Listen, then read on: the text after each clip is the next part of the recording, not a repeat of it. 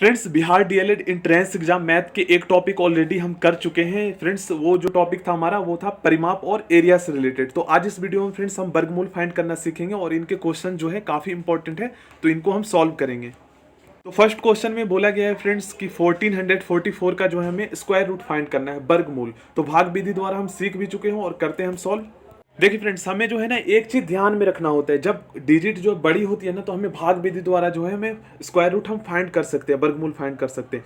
तो इसमें क्या करना होता है ना, हमें पीछे से पेयर बनाना होता है। तो एक पेयर हमारे यहाँ बन गया 44 का और 14 का एक पेयर बन गया।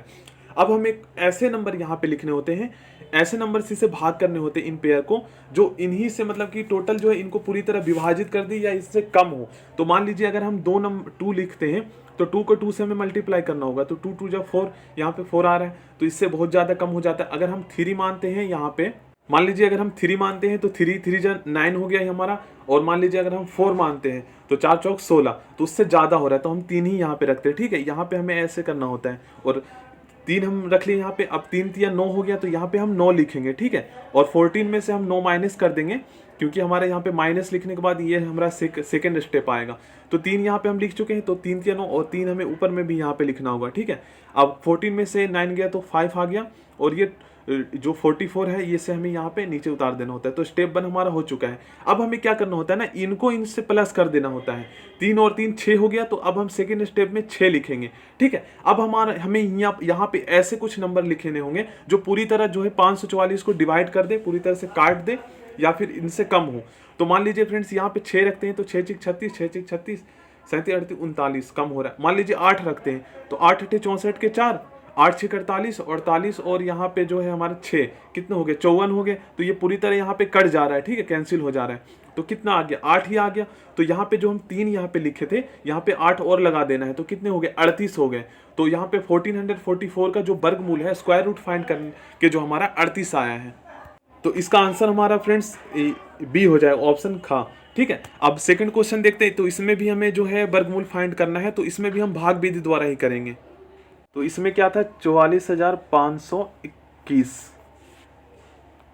भाग विधि द्वारा फ्रेंड्स वर्गमूल फाइंड करना काफ़ी ज़्यादा इजी होता है, बट आपको एक बार अगर समझ लेते हैं तो काफ़ी ज़्यादा आसान हो जाएगा। तो जैसे कि मैंने आपको बताया कि पेयर बनाना होता है। ठीक है, हमें पीछे से तो एक पेयर और ये 4 यहाँ पे सिंगल बचा है। तो अब हम यहाँ पे ऐसे नंबर लेंगे, चाहे तो पूरी तरह इसे कैंसिल कर दे, मतलब काट दे, या उससे कम हो। तो 2 अगर हम लिखते हैं तो 2 2 जब 4 हो गया ना, तो यहाँ पे 4 हमारा आ गया। अब इनसे ये कट जाएगा।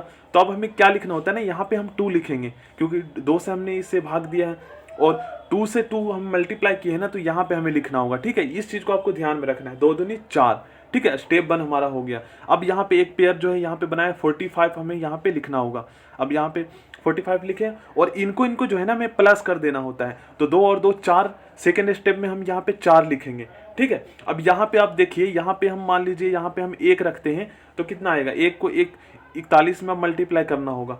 1 अगर यहाँ पे हम रखेंगे, 2 रखेंगे तो फिर 2 दूनी 4 और 4 दूनी 8, तो इनसे बहुत ज़्यादा हो जाएगा, तो हम 1 ही रखेंगे। ठीक है, तो यहाँ पे हम 1 उतार देना होता है। ठीक है, याद रखना आपको। अब 1 से हम इसे मल्टीप्लाई करेंगे तो 41 का 41 ही आएगा, तो 41 यहाँ पे लिख देंगे। अब हमें इससे माइनस कर देना है, 45 में से 41 माइनस कर देंगे तो कितना आ जाएगा, 4 आ गया हमारे यहाँ पे, और ये 21 फिर हमें यहाँ पे लिख देना होता है। ठीक है, अब उसके बाद देखिए हम क्या करेंगे।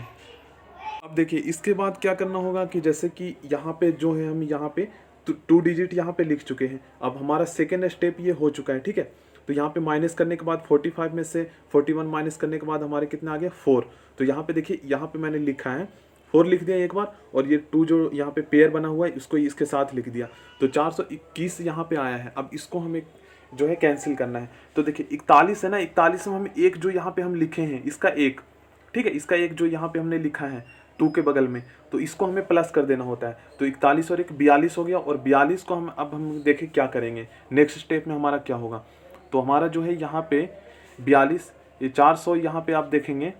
देखिए फ्रेंड्स, 421 क्योंकि 4 हमने लिखा था, और 21 जो है पेयर था, तो इसको भी हम साथ में लिख चुके हैं, क्योंकि -45 में से माइनस करने के बाद जो है हमारा 41 कितना आया था, 4, और 2 जो है हमारा पेयर जो ऊपर से हमने उतारा था। तो यहाँ पे 41 था, तो एक जो हमने 21 के बगल में जो 1 हमारा था, तो 1 को हमने यहाँ पे लिख रखे, तो 1 प्लस हो जाएगा, तो हमारा ये 42 हो जाएगा। अब हम यहाँ पे क्या लिखे जो इनसे पूरी तरह कट जाए, तो यहाँ पे 1 रखेंगे तो सेम 441 ही आएगा।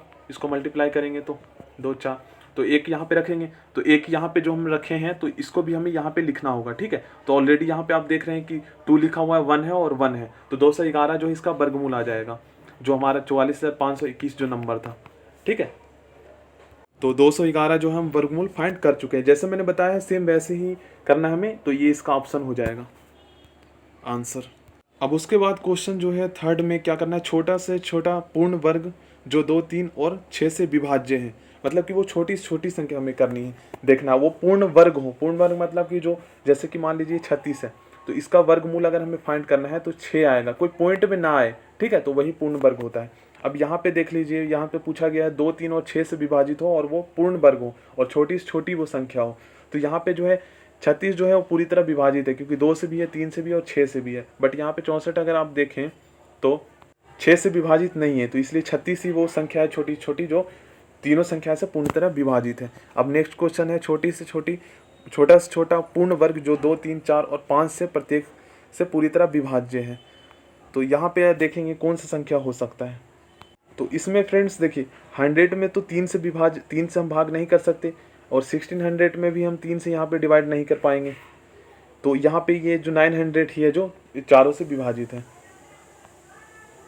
और आप जो है करके भी देख सकते हैं। अब यहाँ पे देखिए 3, 4, 5, 6 और 8 से जो है पूरी तरह विभाजित हो, वो कौन सी संख्या है। तो यहाँ पे 36 जो है पूरी तरह विभाजित, क्योंकि 3 से भी है, 4 से भी है और 5 से कैसे है वो देख सकते हैं आप। 5 से तो 35 और उसके बाद एक हासिल आएगा 10, उसके बाद 2 जीरो आएगा, तो 5 चौक 20, तो ये भी पूरी तरह 5 दूनी 10, बाकी जीरो लग जाएगा तो कट ही गया। उसके बाद 6 से भी विभाजित है, 6 6 36। तो 8 से कैसे विभाजित, 8 से हम एक बार डिवाइड करके देख लेते हैं। तो यहाँ पे बाकी कितने जीरो है, 2 जीरो है, तो 8 चौक 32 हो गया, उसके बाद 4 और 0, 8 5 40, तो ये भी विभाजित है। तो यहाँ जो है इसका ऑप्शन यहाँ पे घ हो जाएगा। उसके बाद क्वेश्चन नंबर 6 में क्या पूछा गया, 4 अंकों की सबसे छोटी संख्या जो पूर्ण वर्ग है। तो देखिए ये जो 1024 है ये पूर्ण वर्ग है, क्योंकि यहाँ पे अगर आप देखेंगे तो इसमें जो है ये 1000 है, तो यह पूर्ण वर्ग नहीं है, क्योंकि यहाँ पे अगर 10,000 होता तो ये पूर्ण वर्ग हो जाता। देखिए तो इसको मल्टीप्लाई करेंगे तो 2 जीरो और 2 जीरो, 4 जीरो, इकाई दहाई सैकड़ा हज़ार 10,000। बट यहाँ पे जो है ये जो है पूर्ण वर्ग है। यहाँ पे अगर हम ऐसे भाग विधि द्वारा फाइंड कर लें तो यहाँ पे हमें पता भी चल जाता है। 1024 को हमने लिखा है, उसके बाद पेयर हमने बनाया है, 3 से हम इसे डिवाइड करें हैं तो 3 3 9, 9 आ गया। एक यहाँ पे हमारा माइनस करने के बाद आया है, और 3 और 3 6 को जोड़ दिया यहाँ पे, और उसके बाद ऐसी संख्या रखा जो 124 को पूरी तरह डिवाइड कर दे, काट दे, ठीक है। तो 2 दूनी 4 और 6 दूनी 12, तो ये 12 और 4 ये कट गया, तो यहाँ पे जो हमारा 32 जो है इसका पूर्ण वर्ग आएगा। तो यही जो है हमारा आंसर हो जाएगा। उसके बाद फ्रेंड्स क्वेश्चन नंबर जो है हम नेक्स्ट देखते हैं। उसके बाद थोड़ा और टफ वाले क्वेश्चंस करते हैं। तो इसमें हमें बराबर है, तो हमें इसका जो है हमें फाइंड कर लेना है। पहले तो हमें इसके सॉल्व कर लेते हैं। तो 9 और 16 का जो है हमें यहाँ पे जो है एलसीएम निकाल लेना होता है, जैसे हम पहले करते थे भिन्न का जोड़ वाला सवाल, ठीक है। तो इसका एलसीएम तो फ्रेंड्स हमारा जो है हम इसको मल्टीप्लाई कर सकते हैं 16 और 9 को, तो यहाँ पे जो हमारा आ जाएगा 144, ठीक है। 9 6 54 के 4 और 9 कम 9 9 5, जो यहाँ पे 14 हो गया। अब यहाँ पे देखिए इसको इससे हम भाग करेंगे, उसके बाद 1 को हम मल्टीप्लाई कर देंगे। तो 9 से इसको हम भाग करते हैं तो 16 आ गया, और 16 को 1 से अगर हम मल्टीप्लाई करते हैं तो 16 ही आएगा। प्लस में 16 को हम इसमें 144 में भाग करेंगे तो 9 आएगा, और 9 को 1 से मल्टीप्लाई करेंगे तो 9 ही आएगा। तो यहाँ पे कितना आ गया 25/144। अब 25/144 आया है तो वो जो है वर्गमूल में है, ठीक है। 25/144 जो है वो वर्गमूल में है। तो अब आपको पता है कि इसको वर्गमूल में हम 2 तरीके से कर सकते हैं, फैक्टर मेथड द्वारा भी कर सकते हो। तो इसको हम ऐसे भी तो लिख सकते हैं 5 5 25 और 12 दूनी 12 मल्टीप्लाई 12। तो हम इसको पेयर बना सकते हैं। तो एक बार 5 हमारा बाहर आ गया और एक बार हमारा 12 बाहर आ गया, क्योंकि यहाँ पे पेयर बन चुका है। तो 5/12 इसका आंसर हो जाएगा, ठीक है फ्रेंड्स। तो इसका देखिए ये वाला ऑप्शन सही होगा। अब इस क्वेश्चन को सॉल्व कर लेते हैं। थोड़ा टफ लग रहा है ये, बट हो जाएगा ये। देखिए जब भी कोई नंबर नहीं होता है ना तो उसके नीचे एक छुपा हुआ होता है। तो यहाँ पे हम एक छुपा हुआ है तो एक यहाँ पे लिख देंगे। अब यहाँ पे जो हम इसका एलसीएम निकाल लेते हैं, ठीक है। तो 1 का और 121 का, तो एलसीएम 121 का 121 ही आएगा, ठीक है। अब यहाँ पे देखिए इसको इससे भाग करेंगे तो सेम वही आएगा, और मल्टीप्लाई करेंगे तो वही। तो यहाँ पे 121 लिख देंगे, प्लस में इसको इससे भाग करेंगे तो 1 ही आएगा, और 1 को 23 से यहाँ पे मल्टीप्लाई करेंगे तो हमारा 23 ही आएगा, ठीक है। तो अब हम 121 प्लस में 23 कर लेंगे, और ये वर्गमूल में ही है हमारा। अब इसके बाद फ्रेंड्स हम देखिए क्या करेंगे। यहाँ पे जो है हमारे 144, क्योंकि इसको हमें सॉल्व करने के बाद 144 बटे में 121 आया है। देन उसके बाद यहाँ पे आप देखेंगे तो हमें जो है ना एक्स की वैल्यू फाइंड करनी है। तो अब इसका वर्गमूल हम फाइंड करेंगे तो कितना आएगा, 12 आएगा। और 121 का जो वर्गमूल फाइंड करेंगे तो 11 आएगा। ठीक है, तो हम इसको ऐसे लिख सकते हैं ना, वर्गमूल फाइंड करने के बाद 12 बटे में 11। ठीक है, और इसको जो है 1 प्लस में x बटे में 11 लिख सकते हैं। अब इसको हम सॉल्व कर लेते हैं। तो इसको सॉल्व करने के लिए एक और ट्रिक है, इसको क्रॉस मल्टीप्लाई कर सकते हैं आप। तो क्रॉस मल्टीप्लाई करेंगे तो यहाँ पे क्या आएगा, यहाँ पे तो सेम हम वही लिखेंगे 12 बटे में 11।